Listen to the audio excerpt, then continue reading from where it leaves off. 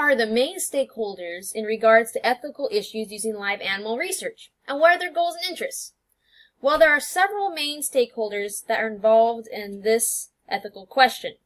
First would be scientists. Their interests are mainly to continue their research and to save lives. Their goals are to further the research and make medical breakthroughs. Then there's the general public. Their interests are to benefit from the cures and treatments that are created by doing the research. Also, they would be negatively affected by having untested treatments used on them. So that's another concern that they'd have and a reason that they would want scientific research done using live animals. Their goal would be to use products and treatments that are safe and tested as safe.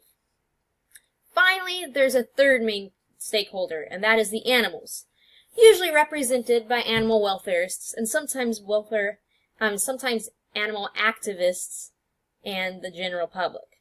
Their interests are that they want the animals to live a natural life, free from pain. Their goals are that they don't want animals to be used for research.